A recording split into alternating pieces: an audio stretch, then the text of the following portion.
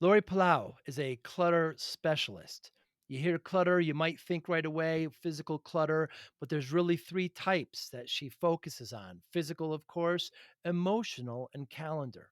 We talk about different strategies that she has to help people with these areas, great tips on how to remove these things. She's been doing it for a long time. She's got a book, she's got a podcast, she's got great content on YouTube as well.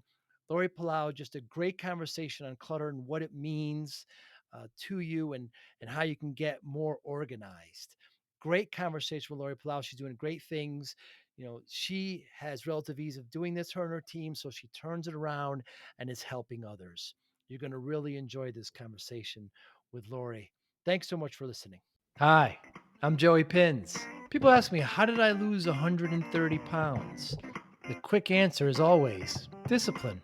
I started my business, wasn't paying attention to my health, was eating too much, drinking too much sweets. My daughter was born. Next thing I know, I'm pre diabetic, I have hypertension. I knew something had to change. Discipline. I, like many of you, have faced many challenges in your career, in your family, in your life, in your faith. How did you attack them? How did you approach them? How did you solve them, hopefully? It all had to have some degree of discipline. I'm also asked, how did you found and start a tech business that lasted over 25 years? Discipline. I was committed to it, enjoyed technology, didn't enjoy some aspects of it, but knew it was necessary. Discipline. Our podcast mission: how do we use discipline to better ourselves and society? Join me, please, as I talk to interesting people and discuss how they use discipline in their family and their passion and their careers, and how it helped them. Our podcast vision: growth through learning from others. Joey Pins Discipline Conversations. It'll be light and serious. Join us, please. Thank you for consideration. Nice to meet you.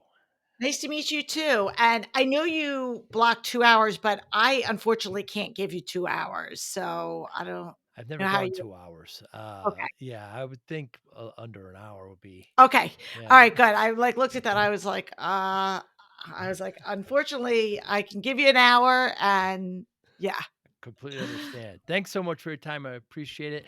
Nice to of meet you, course. Lori. So, Nice to meet you too. why do people, especially Americans, just have so much stuff? Um pff, ch- there's so many reasons. I mean, that's such like that's a loaded question. Great. Um I mean, I think our generation is there it's just very easy to first of all, it's very easy to purchase things. I mean, let's Mm, be honest. We can click to buy and have stuff delivered to us. never been So just easier. the ease. So the Yeah. ease of convenience is a huge driver. Technology, just from the availability of things just being, 24/7, stores don't open and close. It's right then and there. Um, Also, just the amount of options. It used to be that we were limited to the geographic places Mm, that were right by us, and our society has shifted in terms of where priorities are, and people used to hold on to things for longer periods of time, and so just consumerism in general has increased, decades hmm. as each generation comes to be. Yeah, that's certainly the case. And I just find myself, we're both in the Northeast, and for the first time ever, I'm going to, kind of spend the winter somewhere else. And I'm thinking, okay, I'm going to take this much stuff. Why do I even need that other stuff? It's just amazing how much we accumulate over the years. And that's where you come in, is removing clutter. Yes, absolutely. And I think for a lot of times people just associate clutter with the physical things. Mm, And really, the work that I've been doing for over a decade is really talking about the how clutter makes you feel and the different types of clutter. mm, Because, you know, for many people, clutter doesn't necessarily manifest exclusively in the physical form. It could come in the form of being overscheduled. It could be in the form of holding on to, you know, toxic relationships or things for the wrong reasons out of guilt or fear or shame. And so it's not just a matter of, air quotes, cleaning your closet. You have to kind of go behind the scenes and see really what's at the root of the stuff, why we are holding on to the things that we don't need or use. Yeah, you make that very clear as your 3 types are, physical, emotional, and calendar. Mhm. It's a manifestation perhaps of something else, and you do a really got great content videos and your podcast, and of course your book. We'll get to in a moment, but you really make that clear distinction of what people, if this is happening, it's probably because of this. Yeah, and it's really just providing language around things. I think it's really important. Especially when it comes to clutter, it's at a very emotional kind of trigger point for a lot of people. Mm. And usually, when you mention clutter, it brings up a reaction in people, whether it's giving them, you know, flashbacks to their childhood, or it stresses them out, or whatever it is. There's usually some sort of emotional reaction that people have. And even to the fact of the other extreme of why does clutter stress me out so much? So it's not just one side of the coin of people who struggle with clutter, but the people that could be at the other end of the spectrum and say, why do I get, paralyzed when what do I determine clutter? Mm. And, why do certain things stress me out? Why do I experience paralysis if I'm in that space?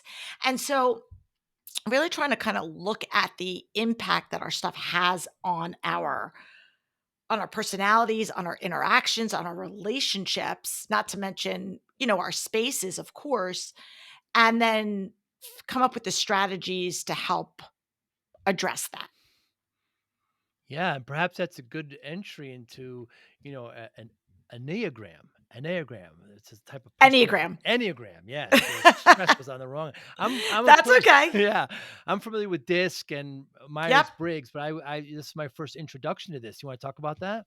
Yeah, absolutely. So the Enneagram, and yes, you're not the first person to, kind of butcher the name. So don't take it personally. Enneagram is a personality typology, not unlike Myers-Briggs or DISC or Strength Finders or any of the other, tests out or assessments out there. But what the Enneagram, and it's been around for like 4,000 years. Mm. So it's not something that just kind of hit the streets, but it has gotten more popularity, I would say, in the past 5 or 6 years. There's just been some people that have been teaching it in the forefront, and in a lot of kind of communities, it's been something that a lot of people have been looking at. So it's a lot of times people think it's a new thing, but it really isn't. It's just been kind of brought back to life, so to speak. But really, what the Enneagram is it's an assessment that has 9 core types. And each one has connection points to each other within the spectrum. So essentially, there's a little bit of each one of us, Mm. or of each type within each one of us. But everybody has a dominant type. And your type is determined by your internal motivation. So, what does that mean? It means, unlike just judging somebody based on their behavior and what they do kind of in their healthy space, is the Enneagram looks at the why behind you do what you do. So it's, why do I react this way? Why do I come across as a certain way? And what I love about it, first of all, is that it looks at the why as Mm. opposed to just the what. But I also love that it's fluid, because we're fluid as humans. And when we take these assessments, a lot of times, and I know I'm guilty of this as well, you kind of look at this in a very two-dimensional level and you go, Hmm. okay, well, this is what I do. And it also highlights your strengths. You're an extrovert and you do this, and you're a leader and you are all of these things. And it's highlighting all of these like great wins about yourself. And as much as that's awesome and can give you some insight into, maybe roles that you should play within your corporate world or whatever it is, it doesn't necessarily highlight the negatives or the areas where you might be struggling. And so the Enneagram looks at your strengths and what I call your struggles. Where are some of the areas that are some of your pitfalls? And the the value that I think it comes, and I think this would hold true for most assessments or anything that you're trying to do in terms of personal development or self-discovery, is what you do with that information. So it's great to know this Mm, about yourself, the characteristics of each individual type, but what are you going to do with that? So not using it as an excuse of saying, well, like for myself, I'm an 8, which is known as the challenger. Well, just going, well, I'm aggressive or I'm assertive or I can be domineering and so be it, and just using it as an excuse. It's saying, okay, well, now that I know this about myself, and I know there's really great qualities about that, but I also know that there are some negatives about that. What can I do to kind of soften my approach or rethink how I approach situations or be more empathetic in situations and less tactile? So I think again, it's the value in what it is giving you opening up the conversation to say, "I know this about myself, and now how can I improve?" mm. So when you accept clients and you work with people, this is one of the first things that you do with them? Well, not in the traditional sense. It's not that I sit there and say, "Okay, we're gonna take an assessment and have, kind of figure out where you are."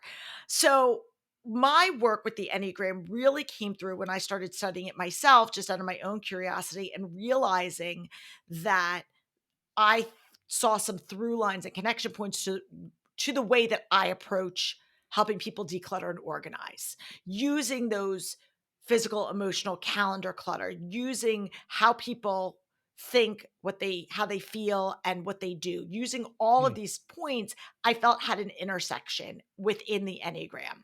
So if I have somebody that has Enneagram knowledge, that's a client, we can use that as a launch pad to I see. say and put some language around it.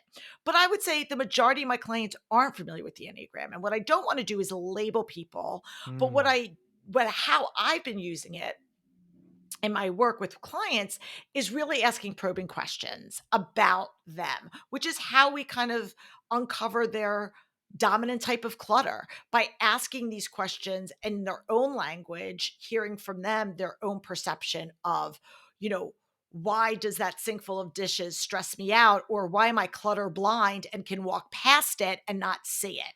Because again, the mm, strategy that you're going to use to kind of correct the problem, so to speak, is going to be different based on the lens that you see the world.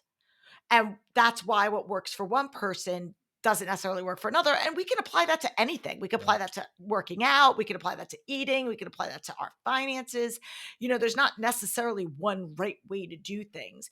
It's what's going to be sustainable for me. And if the goal is wanting to have less stuff or spend, less time looking for the things that you have, or maybe it's I feel like I'm constantly chasing my tail or I'm always late to work or I'm yelling at my kids before they leave for school, and we want to try to find these strategies. We have to kind of peel back the layers first. And that having these conversations and just asking these probing questions really allows you to uncover this almost in like a therapy type conversational session. Mm, hmm. But knowing what their result is Mhm. helps you and them get to a destination a bit easier. 100%, Right. and absolutely, and the reason why I don't necessarily just jump right in Mm, is because the thing with the Enneagram is, and there are assessments out there, and I talk about one in my course, and there are things out there, but like anything, there's a margin for error. mm, And especially when you're dealing with the Enneagram that talks about motivation, and there is a lot of kind of gray as opposed to black and white, there's a lot of what's called mistyping in there. So certain types kind of on the surface look like other types. hmm, And so and I can walk through them if you want and we have time and just kind of give an overview over each one. But again, a lot of times if you're just going off of here's the results of my quiz and let's treat that. It's almost just like treating a symptom without really getting to the root of it because you might be treating the wrong thing. Hmm. And so understanding what motivates somebody that is a Enneagram 2 might be different than something that motivates somebody as an Enneagram 9. But if you took a test, there are 2 numbers that could easily get interchanged.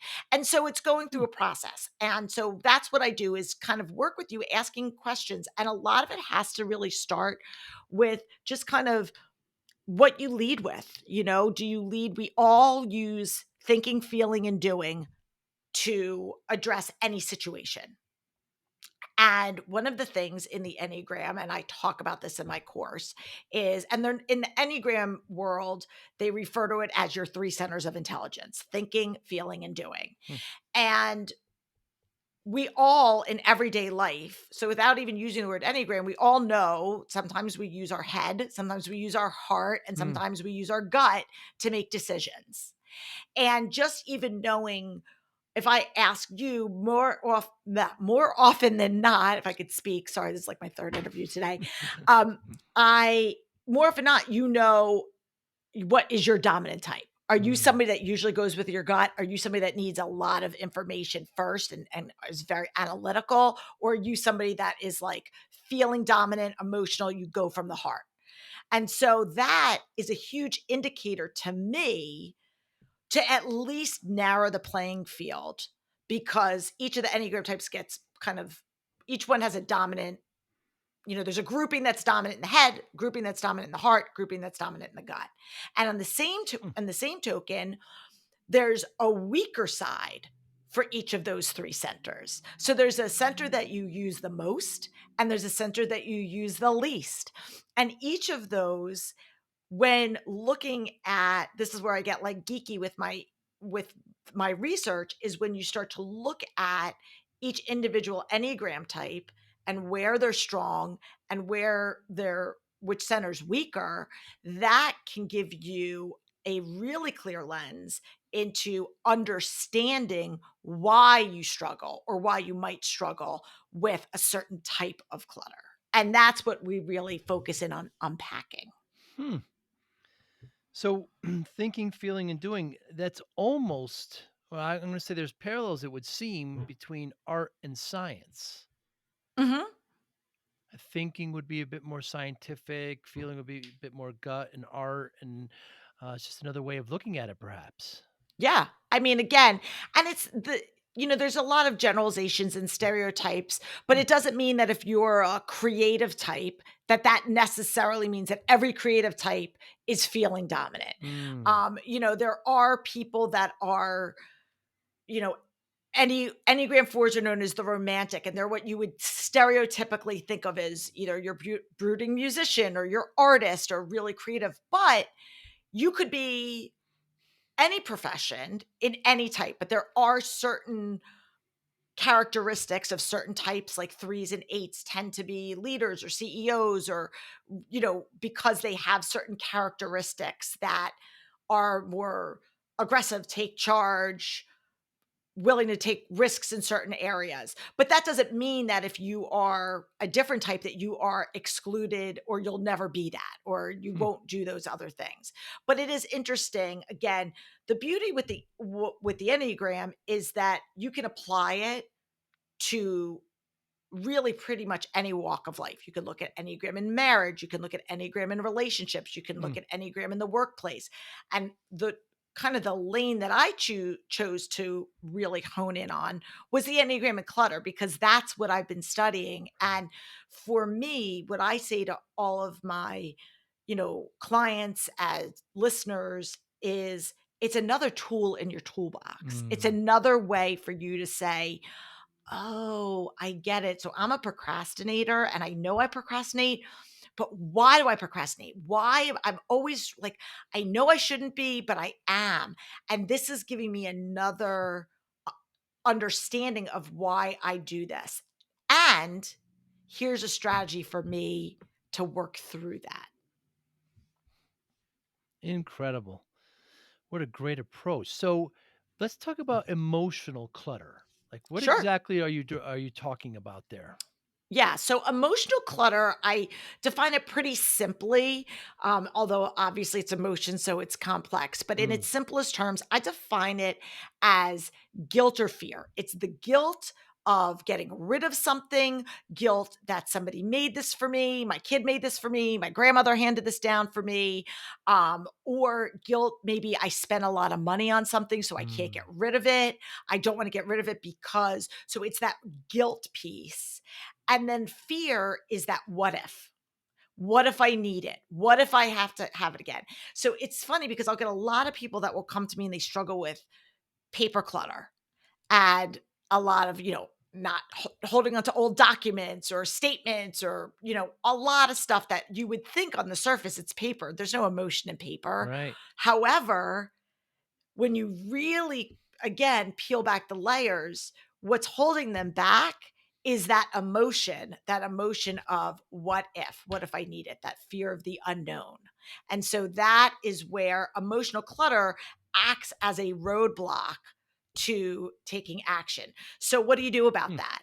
There are strategies that I talk about kind of working through it to help you get to a point where you feel calm and confident to get rid of your stuff as opposed to white knuckling it or feeling like you need to go out in the dumpster at the dark of night or stressing out like, oh my God, I got rid of it. What if Aunt Mary comes over and asks for it kind of thing. Wow. Getting you to that place where you feel like, okay, now I have permission to release the thing. Very interesting. I have a technology background, and when it comes to any kind of paper that I get, which I prefer not to. If I need it, I scan it in and throw it out. I guess it's just a just different type of reaction to that. I really don't have any kind of connection. I mean, right now my notes are all on paper, so I will take notes on paper and then I will generally scan them in and keep them somewhere. I guess that's a very follow-up question. Is there digital clutter? There's a ton of digital clutter. So I'm going to ask you a follow up question. Yeah. So you scan that in. Mhm. How often do you go back and retrieve your scanned documents? I guess it depends. So in the business, when I'm working meetings in my business, I take notes at the meeting. So at the next meeting, I'll go back and refer to my notes quite often. Okay. But like, well, bank statements are all electronic. What else? Okay, if I get stuff from the government or I just get stuff from bills or things like that, I generally scan them in and I put them in an accounting folder. Maybe my accountant will want it one day. But so to answer your question, I guess it all depends. Yeah. And I think that there's different types of stuff that we scan or that we hold on to Mm, digitally. And regardless whether it's the physical documents or digital documents, I always say it's about the ease of retrieval is the first thing. hmm, You wanna be able to easily access what you want, what you're trying to get, and that could go for anything. It could be for spices in your kitchen cabinet mm, or some, an old photo or some outfit you were looking for. So it really applies. The ease of retrieval is really the whole purpose of an organization system. It's not so much the putting it away, it's how quickly can I get it when I need mm, it. And that's really the mindset that I try to instill in people is think about that. And then the other thing when it comes to digital clutter, because that's a whole other animal. mm. Um, but what I always say is, are you spending time storing or holding on to things that you'll never need? Are you taking more time to do that? So again, and maybe you scanning in a document for your accountant is fine, but and I don't know, maybe somebody does need all the receipts, but somebody that takes time to scan every single receipt that they buy of Mm, something they buy, is that a good use of your time? right. Because how often are you going to retrieve that? And back in the day, I always say, when we held on to more paper because bank statements weren't easily as accessible or credit card statements. And I mean, I remember when I first got married 20 years ago, I would pay the bills and I would write paid on it and I would put it in the actual file Right. cabinet. And after a while, it was just like, okay, well, we're taking all of this time to do this. And is this 2 hours a week or whatever it was I was spending? is that worth my time? Is it a good use of my time? And so whether you're doing that from a digital perspective or you're doing it from a, physical tangible perspective, is it something that is even necessary? I think sometimes we do things because we think it is, Right. but it might not be. Yeah, it's interesting you say that. Every once in a while, when I think I may need a receipt, I take a picture of it on my phone and then just throw, at least I have that kind of backup. And you do a great job, Lori, in your content. You actually go through apps that you use yourself. You have some inbox apps that do this with email. You mentioned Evernote and PicMonkey and Trello, and you Mhm. take the time to go through To Do, Microsoft To Do. You take the time to go through each one, show them how you use it, and show them how they could better use it. I really enjoyed that. Well, thank you. I appreciate you like going through all my site. I Yeah, love that. it was great. Yeah, and the reason why I do it is because there's so much out there Mm, with everything, and there's a lot of, people struggle with decision fatigue, and there's so many choices.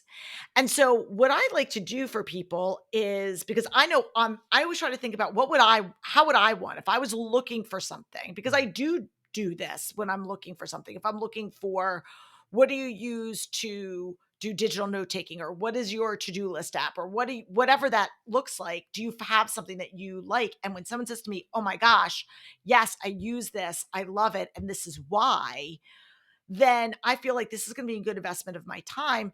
Even if it's a free app, hmm. it's still an investment of my time, and I want it to be worthwhile. And again, I feel like, Goldilocks and the Three Bears, like I'm constantly trying new things to see, what do I like, what don't I like, what features does this have, and how can that serve other people? Because, again, organizing your time to me is equally, if not more important than your space. I mean, obviously your space is super important, and that's how I started, and that's at the crux of Simply Be Organized. But if your time is being wasted on doing things that could be done, either eliminated, outsourced, streamlined, like I want to help shorten that road for you. Yeah, you've got a great quote where your greatest resource isn't money, it's time. Yeah, I actually just today, at the time that we're recording this, I just released a podcast episode on the cost of getting organized, Mm. because like so many things, and again, we can apply this to working out or losing weight or whatever, we always wait for that perfect time, or I don't have enough. There's always this an excuse that we can tell ourselves. I don't have enough money, I don't have enough this. And I say, really, the greatest cost for getting organized is your time, because it Mm. does require discipline. So, I mean, yes, if you have money that you can throw out and have somebody do everything for you, just like if you had somebody cook for you, that's great. But at some point, there is a level that you're going to want to be able to maintain this. And if you're a parent, you're going to want to set that example for your kids and all the things. So you don't need fancy bins and baskets. That's pretty and nice and fun, but that's not what being organized is all about.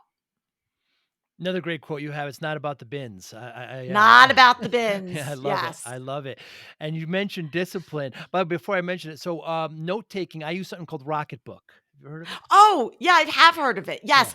As a matter of fact, my daughter used it in school, yeah, and I that's how I first heard about it, because they were using it, in her she when she was in high school, she had an IEP, for anybody so yes. she has Yeah. some learning differences, and they were using that, and that's how I had originally first heard about it. Yeah, I it's heard it's excellent. great. Yeah, it's Yeah. excellent. So you mentioned discipline. So we talk a lot about discipline on the podcast. I lost a lot of weight. People ask me how you did it. I say discipline.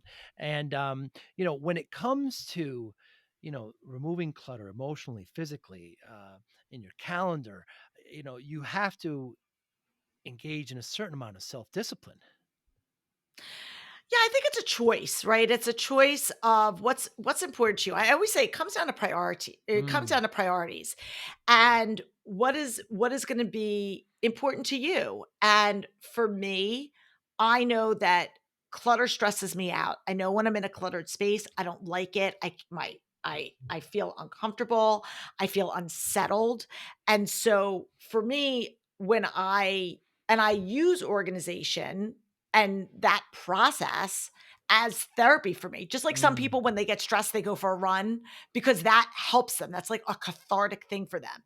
And that's how I view organizing. Now, I realize that not a lot of people feel that way, which is why I do what I do and, made this a business. yes.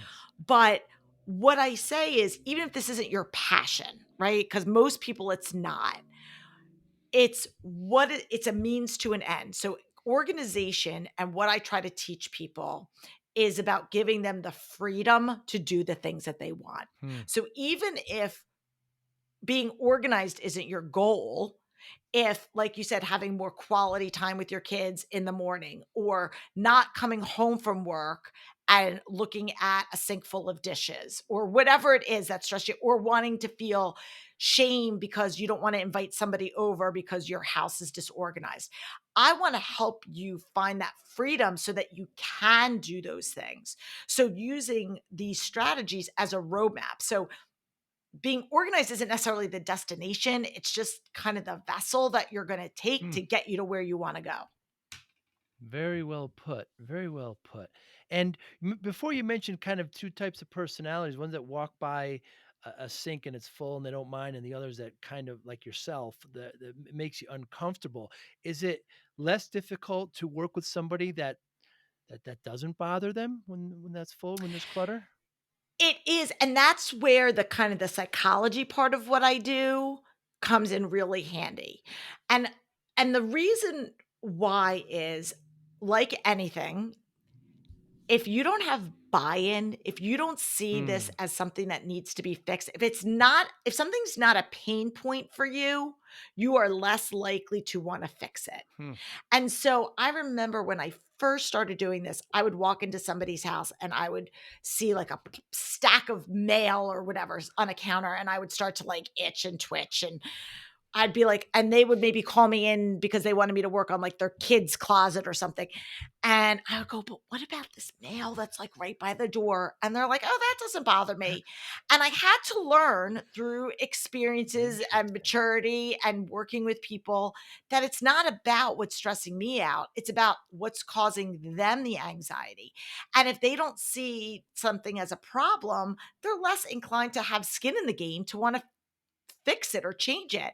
So, yes, to answer your question, if somebody can easily walk past the breakfast dishes and walk out the door, or an unmade bed and it not bother them, and all of these things, it's definitely a little bit more of a challenge to Mm. get them to the point of saying, well, here's why this might be value. Maybe it's a spouse or kids or other situations, but for sure, having that buy-in is, it's probably 80% of this, because it's not rocket science what I do. Mm. Yes, there's a strategy to it, but once you get it, it's something that is repetitive. It's a repetitive thing, and so once you understand the strategy that's gonna work for you and you work through that over and over again, it's just rinse and repeat. Hmm. So are you able to make it through one of these documentaries on hoarders? Are you able to do this? Are you It's so funny. You know what? I don't really watch it. I've seen a couple episodes and I just feel badly. Mm. I do. I feel badly for people. And I will say, even though I study psychology, even though I like to pretend like I'm playing a psychologist, I'm really not. And so if somebody truly were to come to me and was a hoarder, I probably would want to work in, I not probably, I would want to work in conjunction or pass them off to somebody that specializes in that area. Mm. That's really not my area of expertise. My area of expertise are busy individuals that really were either not taught the right systems and strategies, or need to kind of focus in on developing, kind of prioritizing what's important and figuring out a method that is going to align with where they are in life. And that's kind of my That's the people that get the greatest impact from working with me. Very cool. In one of your podcasts, I like you talked about just looking in a closet and seeing kind of white space and how that Mhm. helps. And you have this great ESP, empty, sort, purge, that kind of philosophy of when going into that. Can you elaborate on that? I really enjoyed that. Yeah, so I'm an acronym person. It's just kind of how I learned. It's how I learned in school.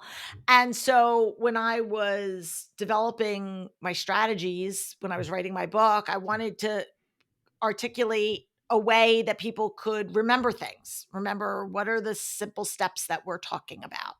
And so I came up with this organizing ESP, which, like you said, stands for empty, sort, and purge. And it's really the process that I use to kind of start going through any space. And what I always say is it's always easier to organize an empty space, like decide what am I going to bring back in versus what am I going to remove. So if anybody's ever stood inside of a closet, and this is not to say that on the fly, I won't be like leafing through something, go, I'm not wearing that anymore and get rid of it. Mm, But more often than not, it's really hard if you have a junk drawer to sit there and piece through the drawer to say, I don't want this, I don't want that. It's a much more doable approach to say, let me just empty the contents of this and then assess it from there. So that's what I always tell mm, people. So the empty doesn't mean you necessarily are emptying the room, you're emptying that specific defined space. That could be the shelf, that could be the cabinet, that could be the drawer. Doesn't mean that you're emptying the entire garage at once. It's just that one area. And so by doing that, it gives you the white space to say, okay, now what do I want this space to be? How do I want this space to function? What do I want the purpose of this to be? And then you can look through the sorting, moving into the sort and saying, okay, so of these of the contents in this space, let's put them into one of four piles. Keep, which is the stuff that you're going to keep in that space. That's the key. It's not just I'm going to keep it, period. It's I'm going to keep it in that space. That's where it's going to live. Then the second pile is your donate pile. Anything that you're going to be giving away, you're donating it to a charity, you're giving it to a friend, you're passing it down to another kid, you're giving it to your next door neighbor, donating it. Then the third one is recycle, which is also your trash. So that's anything that's not donate worthy, it's broken, it's damaged, it's old and not reusable, overly worn, whatever. So that goes into donate, recycle. And again, you could put a shred in there if it was papers and you wanted to shred it. But that's anything that's like gone. And then the fourth pile is what I call the relocate pile. And the relocate pile is the stuff that you want to keep, but it doesn't necessarily need to live in that space. And so some of the examples that I typically give are you were hanging a picture in your bedroom and you left a hammer in there. The hammer doesn't live in your bedroom. You're not donating it, you're not recycling it, but you don't need to keep it in there. So it's going to go into the relocate pile. But it can also be something like memorabilia. So you're going through your kid's closet and you have their christening dress hanging in their closet and they're 12. So you want to keep it because you want to, you know, pass it on or whatever, but it doesn't need to live in that space. So you're going to take that and you're going to put it in a memorabilia bin and decide where that home is going to be. So that's that fourth pile, and by having that fourth pile, it gives people freedom because people, a lot of times that are struggling with emotional clutter, don't feel like they have that space to hold on to certain sentimental things. And I tell people all the time, even though I personally am not somebody that struggles with a lot of emotional clutter, I do understand the value of sentimental things that I want to hold on to for whatever reason, but they might not need to live in that space. Or maybe it's just a practical thing like, I use my turkey roaster once a year. I don't need it taking up real estate in my kitchen. I can relocate it to, my basement where I have, overflow stuff. So it doesn't even have to be emotional. It just has to be logistical. So looking at that, it gives you, again, permission to make decisions that don't seem so finite. And so then once you've gone through those four piles, then you're really looking at your keep pile, which should be by this point a fraction of what you started with. And so then it makes the actual organizing part of it a breeze because now you're like, okay, now I can see the forest through the trees. Now I can really see what I have and what matters. And then it's a matter of saying, okay, well, how do I want to zone this? How do I want to corral it? How do I want to put like with like? And depending on what your space is, or if it's clothes, if it's, you know, pens, pencils, whatever it is, you want to kind of then just group it together in a way that's going to make sense to you. Lori, did you have a clutter related come to Jesus moment? That's so funny. I've never been asked that question. I don't know. I feel like, I mean, I've never really struggled with clutter myself, but I've been around people.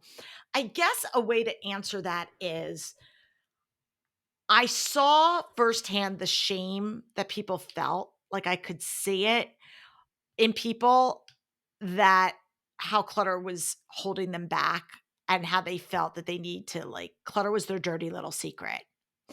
And at the end of the day, the majority of the things that were holding them down, that were weighing them down, were just stuff. It was stuff that it doesn't matter.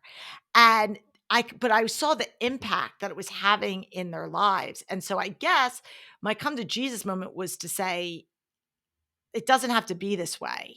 And just saying, giving them a direction and the freedom to say, we all are a little bit of a hot mess. We all struggle in some way, shape, or form. It looks different. And this is something that we can talk about. And this is a learned skill. And yes, some people are more naturally organized and other people might struggle in specific areas, but you're not necessarily destined for this life of disorganization. Just like if you come from a family with a bunch of overweight people and you never had healthy eating. Yes, it's going to be different for you to retrain your behavior and retrain your taste buds, and it may seem foreign and weird to the people that are used to seeing you a different, a certain way. But if you want to make these positive changes, it's totally doable, and there's a way. So I guess my come to Jesus moment was just when I was like, this is something that I think is simple, but has a really big impact and can help people.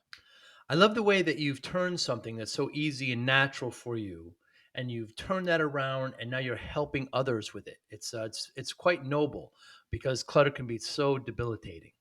Well, thank you. I think we all have gifts, right? We've all been given gifts, and we have a choice that we can use as I say to my kids, you can use your powers for good, or use them for evil. And for me, I feel like this is something that I clearly am passionate about. And if I can share this messaging with people, why would I not want to do that? To give them that same peace of mind and empower them to feel like they can reclaim control. And so that's why we have books and podcasts and courses and things because, not everybody, let's be honest, not everybody can hire a professional organizer. It's an expense and it's a luxury expense. And even though I look at organizing your space as an extension of self-care, and it really is important for, mental, physical, all the well-being.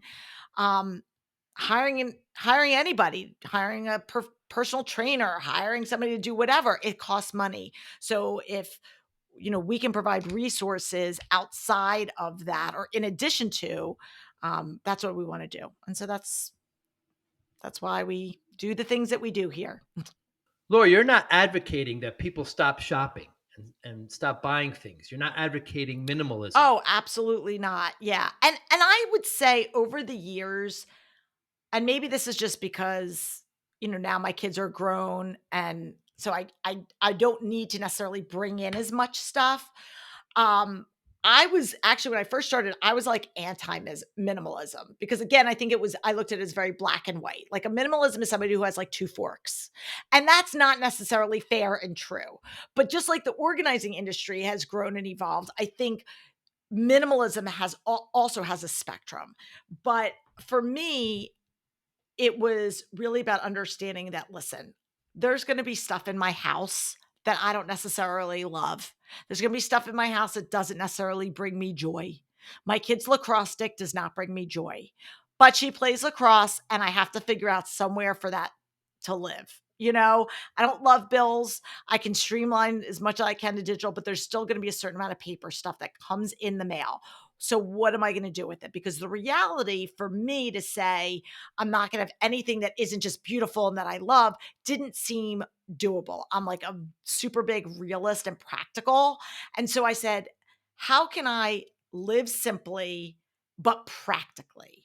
And understanding that that we go through waves. We have what I talk about this in the book. I talk about situational clutter and chronic clutter. Situational clutter is stuff that happens to all of us. We go through busy seasons of our lives. It could be around the holidays where your dining room table or your basement or your guest room or whatever is filled with gifts because, you're North Pole Central, but that's just a season, and then when that's done, you're going to hopefully kinda get back on path. Or, I have had friends who have dealt with, health issues, and so staying on top of things, in terms of the clutter and organization kind of falls by the wayside because they have other priorities that need to take precedence. And so for that time period, things kind of slack a little bit. But the difference is you have the strategy so that when you are able to get back on the saddle, when you are able to get back, to doing things, everything has its home and everything, where things are going to go. Where people struggle for the long term is when you have what I call chronic clutter, which is this is an ongoing, this is a behavior change that needs to happen.